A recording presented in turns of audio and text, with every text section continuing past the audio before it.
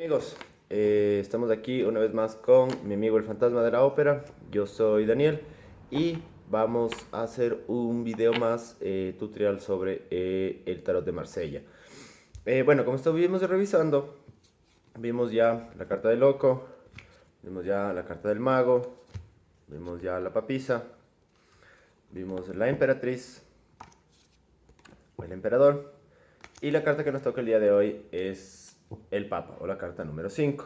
Ahora, antes de continuar viendo más sobre las cartas del tarot, vamos a hacer un pequeño pare ahí para explicar un tema muy relacionado, que es la numerología de las cartas. Ahora, yo tengo un esquema aquí que ojalá sea más claro que el que se ve en el libro.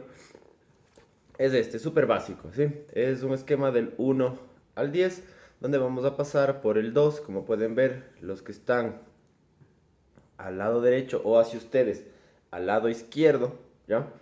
Van a ir todos los números pares, 2, 4, 6, 8, que representarán las fuerzas femeninas. Esto no quiere decir nada de hombres y de mujeres, sino aspectos femeninos, que no es lo mismo en lo absoluto que las mujeres y los hombres. Y del otro lado, en el 3, 5, 7 y 9, vamos a tener los impares con los aspectos masculinos. El 1 y el 10 quedarán de manera externa, que encuadrarán toda esta progresión, como pueden ver, del 1 al 10. El 1 será el primer paso y de ahí entraremos en la dinámica. Ahora, ya con este esquema podemos darle nombres a cada uno de estos números en relación a las cartas que ya hemos visto. El 1 será el mago. El mago será el primer paso. Es interesante analizar que el mago, que es el primer paso, es el que toma la elección. Como pueden ver, encuentra en su mesa una materia sobre la cual quiere trabajar en cualquiera de las cuatro etapas del tarot: intelecto, sentimientos, corpóreo o creativo sexual, y va a dar ese primer paso a desarrollar ese crecimiento. Puede ser en los cuatro centros, puede ser en dos, en tres, en uno, va a depender, ¿ok? Es sencillamente el primer paso. El mago hace la elección y ese primer paso lo llevará a recorrer el resto de caminos. El siguiente arcano, obviamente, es un arcano de acumulación, ¿sí? Que es la papisa. ¿Qué quiere decir un arcano de acumulación? Que este personaje de aquí se va a encargar de un proceso no de avance, sino de detenida, que es el 2, es una base, donde vamos a explorar los aspectos preparativos para ese proyecto, para lo que haya elegido el mago. Entonces, tiene un libro entre las manos, como podemos ver, tienen las telas junto al rostro del personaje. Es un personaje que obviamente no le da el sol por su tono pálido y tiene algo incubándose. Aquí hay un huevo, ¿sí? Muy importante el análisis del huevo, que, pongamos la analogía de la mamá gallina, está empollándose, está preparándose ya en un aspecto de interiorización. Estamos analizando valores internos en relación al estudio, el estudio de uno mismo, el estudio de una materia en un libro per se, como sale en la carta. En general nos habla de la preparación para continuar el camino que ya ha elegido el mago. Aquí nos preparamos, es un primer alto. Pero ese alto no puede ser perpetuo, ya que estudiar o prepararnos para algo y no sumergirnos en la actividad nos genera una decadencia, ¿sí? Es el huevo que no eclosiona, es los libros archivados sin ningún propósito, es el conocimiento infructuoso, ¿sí? No solo se trata de pensar, sino que hay que pensar y actuar, así como no se trata solo de actuar, sino se trata de pensar previo a actuar. Las dos cosas siempre deben ir de la mano. Entonces aquí hay un aspecto preparativo, ¿ok? De este aspecto preparativo surge la necesidad de la acción en la carta número 3, que como ya vimos es una acción increíblemente cargada de energía, es la emperatriz. Esta acción, justo aquí, que tiene mucha connotación sexual, miren dónde está apoyado su báculo, tiene mucha energía, ¿sí? Esta carta, que está relacionada justamente con la adolescencia, lo que hablábamos, en los adolescentes tenemos el pasaje al acto, es decir, sin tanta reflexión, actuar, actuar, actuar. Este estallido ya no necesita tanta reflexión porque ya la tuvo, ¿sí? Ya hubo el proceso de estudio, así que nos sumergimos en esa primera actividad. que puede ser, por ejemplo, cualquier proyecto de construcción, reunir materiales, que pueden ser materiales artísticos, materiales incluso de la misma arquitectura, etcétera. Pero no tiene mayor sentido, no tiene mayor propósito, son acciones caóticas que al parecer no tienen una dirección clara. Sí la tienen porque ya estudiamos esa dirección en la papisa, pero ahora en la emperatriz vamos a empezar a actuar. ¿Ok? De esta acción hay que darle una primera base, es decir, se tienen que generar ya los cimientos, ya compramos el material, ya tenemos los primeros pasos para realizar nuestra obra, ahora vamos a llegar a una estabilidad, una primera base, y esa obviamente es la base del emperador, ¿sí? Con el 4. El 4 es muchísima estabilidad, como pueden ver, él gobierna muy sentado, el número de patas de una silla, de una mesa, es 4, es muy estable.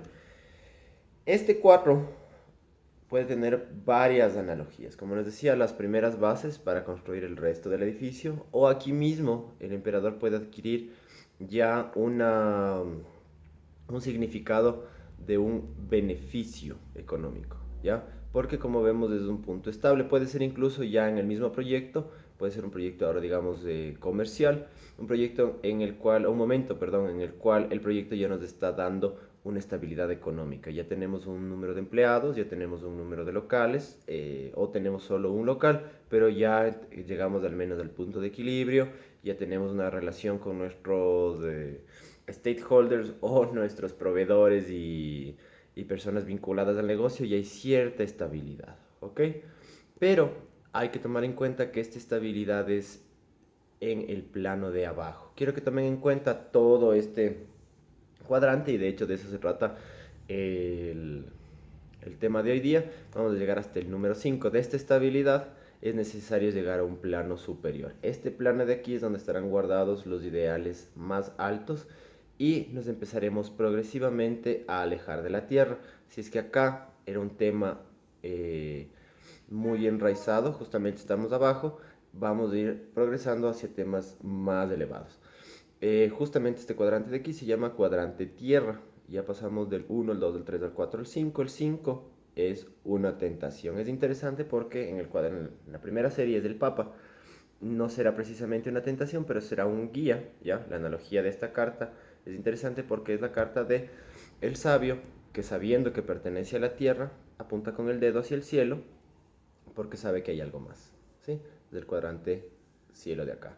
Y este es el cuadrante tierra en sí mismo. Les explicaba esto porque justamente al analizar el Papa, que será el maestro, como pueden ver, tiene el verbo divino, tiene una barba color celeste y también obra de forma, entre comillas, divina, porque tiene un guante de ese mismo color. Es en general la guianza que le dará a sus dos personajes de abajo, a sus dos discípulos.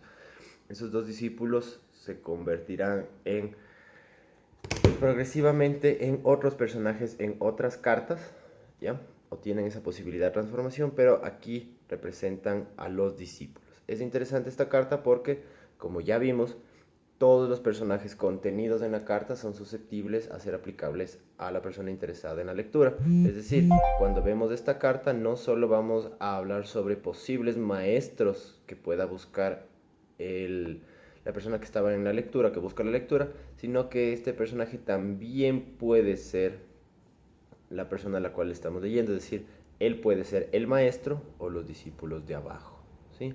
Hay esa doble vertiente. El asunto es qué hace como maestro, qué consejos da, ¿ya? O cómo recibe esas enseñanzas, ¿sí? El tema era justamente la progresión, ya vimos la progresión numérica, cómo pasar del 4, que es esta estabilidad, a esta inquietud. Ya tengo mi negocio, o ya tengo mi proyecto, ya tiene ciertas bases, cómo llevarlo a un nivel superior, con propósitos más altos.